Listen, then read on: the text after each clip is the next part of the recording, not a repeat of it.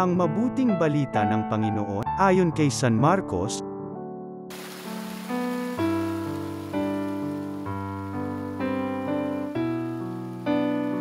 Noong panahong iyon, pagbalik ni Jesus mula sa lupain ng Tiro, dumaan siya sa Sidon, at nagtuloy sa lawa ng Galilea, matapos tahakin ang lupain ng Decapolis.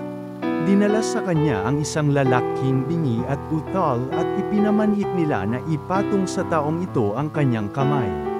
Inilayo muna siya ni Jesus sa karamihan, at isinuot ang kanyang mga daliri sa mga tainga nito. Pagkatapos, lumura at hinipo ang dila nito. Tumingala si Jesus sa langit at nagbuntong hininga, at sinabi sa tao, Ephata, ibig sabihin mabuksan. At nakarinig na ito, na wala ang pagkautal at nakapagsalita na ng malinaw. Sinabi ni Jesus sa mga tao na huwag ibalita ito kanino man, ngunit kung kailan sila pinagbabawalan ay lalo naman nilang ipinamamalita ito. Sila'y lubhang ng gilalas, at ang wika, anong buti ng lahat ng kanyang ginawa.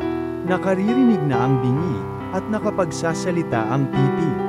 Ang mabuting balita ng Panginoon.